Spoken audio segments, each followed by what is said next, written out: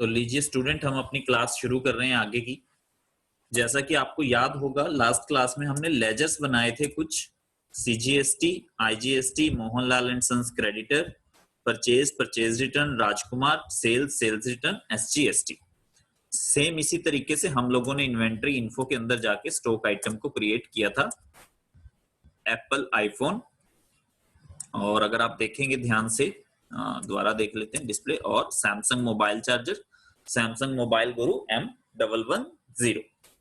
तो अब हमें क्या देखना है, एक एक ट्रांजैक्शन को पास करते हुए चलते हैं जी। सबसे पहले ध्यान देंगे F9 purchase, supplier invoice number 001 1 April 2020, Mohanlal and sons creditor. यहाँ एक एक पॉइंट ध्यान देते रहेंगे। सब एड्रेस करनाल का है, मतलब इंटर स्टेट नहीं है, लोकल है। परचेज कर रहे हैं हम लोग सैमसंग मोबाइल गुरु, मान लीजिए 50 पीस परचेज कर रहे हैं हम 1000 रुपए पीस के हिसाब से, 800 रुपए पीस के हिसाब से परचेज कर रहे हैं।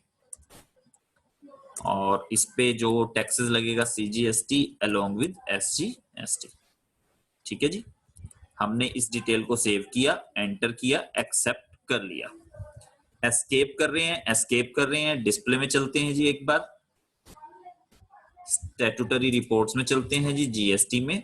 देखिए अब यहाँ 3 टाइप की रिटर्न आपको दिखाई गई है, GST R1, GST R2, GST R3 भी।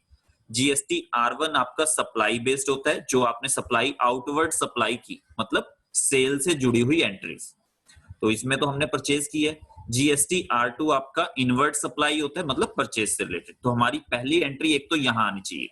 जीएसटी R3 भी, ये होता है summary of outward and inward supply दोनों का, तो हमारी एंट्री यहां भी आनी चाहिए और यहां भी। एक बार 2 में देखते हैं जी हम लोग। 1 मार्च से 31 मार्च दिखा रहा है, हमने क्या चेक करना है, 1 अप्रैल से 30 अप्रैल चेक करना है। हम 1 मई कर लेते हैं जी इसको, एजुकेशनल मोड की वजह से। Number of vouchers for the period, पहली लाइन में देखेंगे 1, इंक्लूड इन रिटर्न्स 1, पूरा का पूरा इंक्लूड भी हो गया। देख लेते हैं कहां पे आया है। लीजिए जी, B2B इनवॉइसेस में आपका आ गया है। B2B का मतलब है business to business invoices. Regular dealer से ही हम खरीद रहे हैं, हम भी रेगुलर हैं, बेचने वाला भी रेगुलर है। एक इनवॉइस उसने दी है, 40,000 रुपए का टैक्स वैल्यू था, टैक्सेबल वैल्यू था बिल का, जिसपे टोटल टैक्स 7200 रुपए बना, और 7200 रुपए ही इनपुट टैक्स क्रेडिट में आ गया। एंटर करके देखना चाहते हो तो एंट्री की सारी डिटेल आपको दिख जाएगी। एस्केप किया जी मैंने, एस्केप किया हम लोगों ने। जीएसटी R3 में एक बार चेक कर लेते हैं। लीजिए जी, अब यहाँ पीरियड फिर चेंज करना है, अल्ट F2, 1 अप्रैल से 1 मई मैंने चेक किया। तो अगर आप ध्यान देंगे, देखिए जी यहाँ टैक्स आपका आ गया। डिटेल्ड पे क्लिक कर रहा हूं तो आपको ये भी पता चल जाएगा ये कहां से आया, all other input tax credit. Enter करोगे तो आपको वही डिटेल एज इट इज यहाँ भी दिख जाएगी। एस्केप करते हैं, एस्केप करते हैं, एस्केप करते हुए चलते हैं अकाउंटिंग वाउचर पे वापस। 002 परचेज। अब हम मान लीजिए परचेज कर रहे हैं alt C Ram URD creditor. Unregistered dealer से परचेज कर रहे हैं हम लोग। तो बात ध्यान रखना, अनरजिस्टर्ड डीलर सिर्फ अपने एरिया में बेच सकते हैं, तो बाय डिफॉल्ट ये हरियाणा का ही रहेगा, अनरजिस्टर्ड डीलर। ठीक है जी, परचेज कर रहे हैं हम लोग सैमसंग का मोबाइल चार्जर, मान लीजिए इससे 100 पीस मंगवाए हैं हमने 200 रुपए पीस के हिसाब से। टैक्स एनालिसिस एक बार हम कर लेते हैं जी। यहाँ देखिए, परचेज फ्रॉम अनरजिस्टर्ड डीलर, तो टैक्सेस एरिया में खाली है सब कुछ। एस्केप किया, एंटर, हमने इसको सेव कर देना है एंट्री को। एस्केप करते हैं जी हम लोग, चलते हैं एक बार वापस अपना डिस्प्ले के अंदर, स्टैट्यूटरी रिपोर्ट्स में चलते हैं, जीएसटी R2 में। तो पीरियड चेंज कर लेते हैं हम लोग, 1 अप्रैल से 1 मई। अगर आप देखेंगे ध्यान से, देखिए जी 20,000 रुपए की एंट्री आ गई आपकी नील रेटेड इनवॉइस के अंदर, क्योंकि कोई टैक्स इस पे नहीं लगा। एंटर करके खोलेंगे तो आपको यहाँ ये भी दिखा दिया कि ये इंट्रा स्टेट सप्लाई थी 20,000 की आपकी। एंटर करेंगे तो आपको यहाँ प्रॉपर एंट्री भी दिख जाएगी। एस्केप किया हम लोगों ने,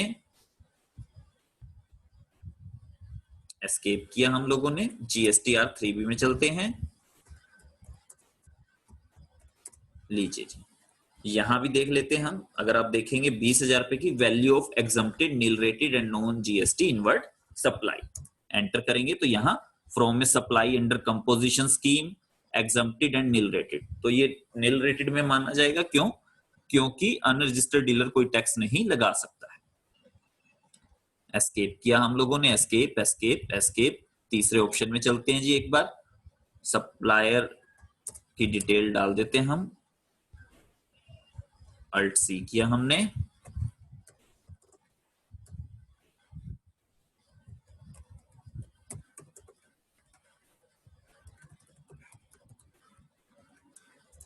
लीजिए जी, कंपोजिट है तो हरियाणा से ही होगा।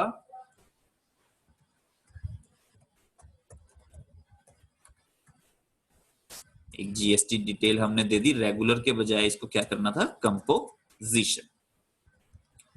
एंटर किया जी हम लोगों ने, परचेज, हम इससे कुछ ले रहे हैं, मान लो एप्पल का आईफोन ले रहे हैं एक, और 30,000 रुपए वाला है ये कोई मॉडल। देखिए यहाँ एक बार टैक्स एनालिसिस में अगर आप देखना चाहें देख सकते हैं, कोई टैक्स नहीं आएगा कंपोजिशन डीलर होने की वजह से। एंटर किया, एक बार हम वापस चलते हैं जी अपना display statutory report GST R2 के अंदर, F2, 1 अप्रैल से 1 मई हम लोगों ने इसको किया, सॉरी, एंटर करेंगे हम लोग। अगर आप देखेंगे 2 बिल यहाँ आपके हो गए, एंटर करके देखते हैं जी, एक एग्जम्प्टेड वैल्यू में आ गया और एक कंपोजिशन वैल्यू में आ गया, क्योंकि अब कंपोजिशन से लिया था 30,000 रुपए का, तो देखिए कंपोजिशन में आपका आ गया। अब यहाँ देखिए 2 ऑप्शन नील रेटेड वैल्यू और नॉन जीएसटी अभी भी खाली है, वो भी हम देख लेंगे वो कैसे हमारा फिल होगा। एस्केप किया जी, एस्केप किया हम लोगों ने। अकाउंटिंग वाउचर 004 पार्टी से हम ले रहे हैं, मान लीजिए मोहनलाल क्रेडिटर एंड सन से ले रहे हैं, रेगुलर डीलर है, फिर भी हम इससे क्या सामान लेने लगे देखते हैं एक बार। Alt C, goods nil rated, pieces में दिया जी हम लोगों ने, और यस किया यहाँ पे। HSN अगर कुछ है डाल सकते हैं आप, ऑन वैल्यू नील रेटेड, मान लीजिए 100 पीस आपने खरीदे हैं 25 रुपए के हिसाब से। एंटर किया, देखिए नील रेटेड गुड्स हैं तो कोई टैक्स लगेगा ही नहीं। एस्केप करके डिस्प्ले में वापस चल रहे हैं हम लोग, स्टैट्यूटरी रिपोर्ट्स में जीएसटी R2 के अंदर चलते हैं, पीरियड चेंज करते हैं हम। अगर आप देखेंगे 3 बिल हो गए हैं नील रेटेड सप्लाई में, देखिए जी नील रेटेड वैल्यू में आ गया आपका 2500 रुपए। अब चौथा ऑप्शन बचा है नॉन जीएसटी वैल्यू, वो भी एक बार चेक कर लेते हैं जी हम लोग। 005, मान लीजिए किसी से भी ले सकते हैं हम सामान, मतलब हमारी इच्छा पे है। अल्ट सी करके मैंने बनाया गुड्स नॉन जीएसटी, पीसेस लिया जी हम लोगों ने, यस किया, मान लो HSN कोड जो भी है आप डाल सकते हैं, इज नॉन जीएसटी, यहां पे हमने क्या कर दिया, यस। मान लीजिए 200 पीस लिए मैंने 30 रुपए के हिसाब से, बिना टैक्स सेव होगी क्योंकि नॉन जीएसटी गुड्स हैं। एस्केप किया, डिस्प्ले में चलते हैं वापस, स्टैट्यूटरी रिपोर्ट्स में चलते हैं वापस, जीएसटी R2 में चलते हैं, F2 करते हैं हम। 1 अप्रैल से जो हमारा पीरियड है वो चेक कर लिया, 4 इनवॉइसेस आ गई हैं, देखते हैं। एंटर किया, देखिए 6000 आपकी वैल्यू यहाँ आ गई है। ऐसे ही इंटर स्टेट के लिए हम बना लेंगे, पार्टी को आउट ऑफ स्टेट से बना लेंगे, और इस तरीके से हम परचेज उसकी भी यहाँ रिकॉर्ड कर सकते हैं। एस्केप कर रहे हैं हम लोग, मेरे को लगता है ये पैरामीटर आपको अच्छे से समझ भी आया होगा। एस्केप करते हैं हम लोग, एस्केप करते हैं, एस्केप करते हैं, एस्केप करते हैं हम लोग। इसके बाद बात करते हैं, इसी में एक काम करते हैं हम लोग, थोड़ा सा और देख लेते हैं। डिस्प्ले में वापस चल रहे हैं हम लोग कुछ चेक करने के लिए। स्टैट्यूटरी रिपोर्ट जीएसटी R3 भी हमने चेक नहीं की थी, 1 अप्रैल से 1 मई, तो देखेंगे 5 की 5 वैल्यूज आ गई हैं। ये एंटर करेंगे आप, देखो जी आपके सामने 6000 को नॉन जीएसटी में रखा, और बाकी इधर अगर आप देखेंगे सारी आपके सामने एग्जम्प्टेड कौन सी, नील रेटेड, कंपोजिशन कौन सी। इंटरस्टेट में एग्जम्प्टेड और नील रेटेड आएगी, कंपोजिशन नहीं आएगी, क्योंकि composition dealer inter state goods को सेल नहीं कर सकता तो आप परचेज नहीं कर सकते। तो उसमें सिर्फ वही गुड्स आएंगी जो एग्जम्प्टेड होंगी या नील रेटेड होंगी। एस्केप किया जी हम लोगों ने, तो एस्केप करके हम चलते हैं आगे। जीएसटी R2 में हम देख लेते हैं हमारे क्या क्या पैरामीटर्स हमने कवर करने हैं अभी जो हमारे पेंडिंग है। B2B में हमने किया है, कोई बात नहीं, हम आगे की तरफ देखते हैं जी एक बार।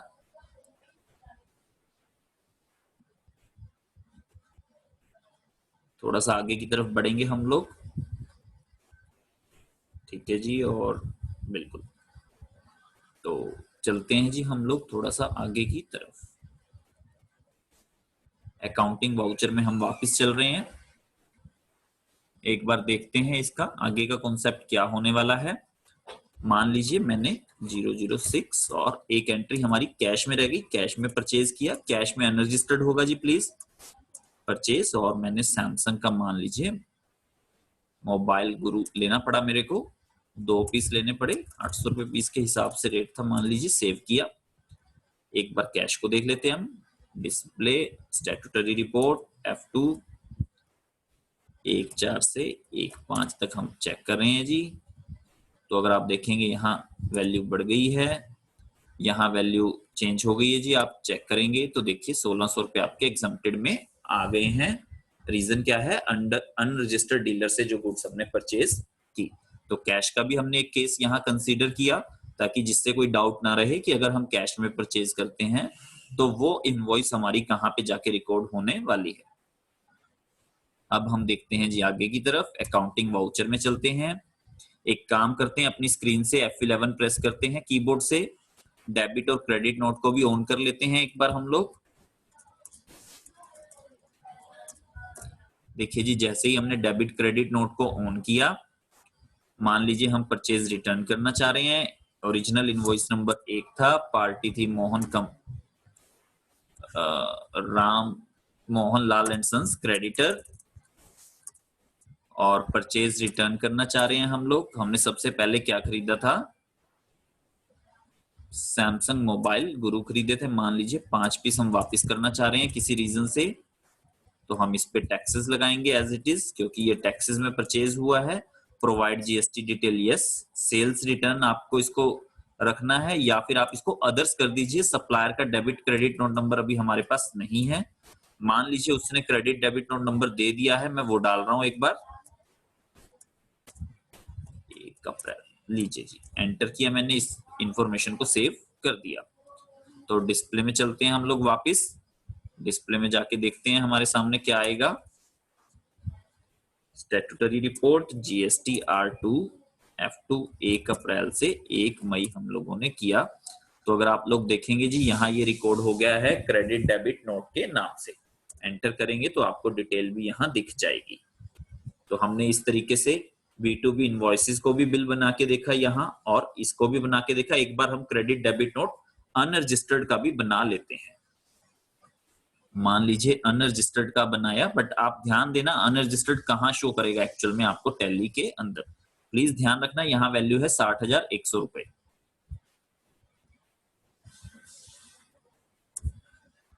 डेबिट नोट एक बार हम देख लें कि हमने अनरजिस्टर्ड से परचेज कब की हुई है। सैमसंग मोबाइल चार्जर ये 002 बिल नंबर है हम लोगों का जी, राम अनरजिस्टर्ड क्रेडिटर से। इस चलते हैं,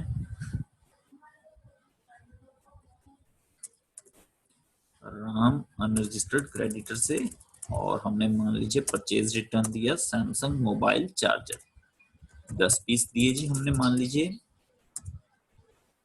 CGST खाली, क्योंकि सामने वाले ने हमें कोई टैक्स नहीं लगाया था। यस, और हमने इसको अदर्स में दे दिया, उसका जो भी वो होगा हम डाल देंगे अपना क्रेडिट नोट नंबर। हमने इंफॉर्मेशन को सेव किया। डिस्प्ले में चलते हैं, स्टैट्यूटरी रिपोर्ट्स GST और GST R2 में चलते हैं हम। तो अगर आप देखेंगे जी ये यहाँ पे रिकॉर्ड हो गया 60,100 के बजाय, अगर आप देखेंगे वैल्यू एग्जम्प्टेड में कम हो गई है जी, देख लीजिए नीचे डेबिट नोट माइनस के उससे आ गया है। तो ये ध्यान रखना है कि डेबिट नोट ये जो रिकॉर्ड हो रहा है कहाँ पे जाके हो रहा है, कहीं कंफ्यूज हो जाए कि ये कहाँ हुआ कैसे हुआ। एस्केप किया, एस्केप किया, एस्केप किया। जीएसटीआर 3B में भी चल के चेक कर लेते हैं, 1 अप्रैल से 1 मई। तो अगर आप यहाँ देखेंगे जी, देखो यहाँ हम डिटेल्ड कर लेते हैं इस सारे को। देखिए 6480 आपका अदर हुआ, कैसे हुआ देखिए जी, 7200 माइनस 720 जो आपने रेगुलर का किया था डेबिट नोट। इसके बाद नीचे आ जाते हैं जी 58,100। अगर आप देखेंगे जाके एंटर करेंगे 52,101 और इसको एंटर करेंगे तो वही डिटेल एज इट इज आपके सामने खुल जाएगी जैसे हमने जीएसटी R1 में चेक की। तो आगे की तरफ बढ़ते हैं जी, हम लोग आगे की तरफ बढ़ते हैं, देखते हैं जी। और अकाउंटिंग वाउचर में वापस चल रहे हैं जी, हम लोग परचेज कर रहे हैं हम लोग F9006 अल्ट सी करके मैंने बनाया जिंगजोंग क्रेडिटर, ब्रैकेट में लिखा हमने क्या केस बना रहे हैं हम, इंपोर्ट का। लीजिए जी, अब इसकी कंट्री चेंज करनी है, मान लीजिए कंट्री है इसकी हांगकांग। तो देखिए कोई टैक्स डिटेल आपसे ये पूछने वाला नहीं है। परचेज किया आपने, एंटर किया, मान लीजिए आप एप्पल का फोन परचेज कर रहे हैं इनसे, एक पीसी आप ले रहे हैं 30,000 रुपए के हिसाब से, एंटर एंटर। एक बार टैक्स एनालिसिस देख लेते हैं हम लोग। तो देखिए टैक्स एनालिसिस में आईजीएसटी आपका लगेगा, क्योंकि आपको याद होगा आईजीएसटी मतलब इंटरस्टेट परचेज हो तो आईजीएसटी लगता है उस पे। एंटर किया हमने आईजीएसटी, लीजिए जी, provide GST detail, bill of entry number जब पोर्ट पे आता है, मान लीजिए वो ऐसा कुछ है, 1 अप्रैल की ये एंट्री है मान लीजिए। और जो भी पोर्ट कोड है आपका बंदरगाह जिसको हम बोलते हैं, वो हमने यहाँ कोड को लिख दिया, एंटर किया, एक्सेप्ट किया, इस इंफॉर्मेशन को सेव किया। फिर वापस चलते हैं जी हम लोग स्टैट्यूटरी रिपोर्ट्स में। F2 1 अप्रैल से 1 मई तक हम लोग चल रहे हैं प्लीज। अगर आप लोग देखेंगे इंपोर्ट में आपके सामने ये एंट्री शो हो गई। इंपोर्ट डाटा में आप इसको शो कर सकते हैं जैसे ही एंट्री आपने इंपोर्ट के लिए वहां से डाली। तो इस तरीके से हम अपनी परचेज रिटर्न बनाते हैं। एक काम और करते हैं जी, आप ध्यान देंगे गड़बड़ हुई है हमारे साथ, invoices with mismatch in information. एक है कोई जो गड़बड़ है हमारे लिए, परचेज जिंगजोंग से किया, bill of entry and date is not specified. देखिए शुड बी 7 डिजिट, 7 डिजिट किया हमने, bill of entry should not be blank, 1/4/2020। लीजिए जी, तो खत्म हो गई। देखिए यहाँ से ये जो गड़बड़ हमने की थी, एंट्री अभी भी शो हो रही है जैसे पहले आपको शो हो रही थी। एस्केप किया जी हम लोगों ने, जीएसटीआर 3B में चेक करते हैं एक बार। 1 अप्रैल से हमने चेक किया इसको, तो देखेंगे अगर आप लोग इसको हम डिटेल्ड कर लेते हैं जी। लीजिए जी, देखिए आप लोग,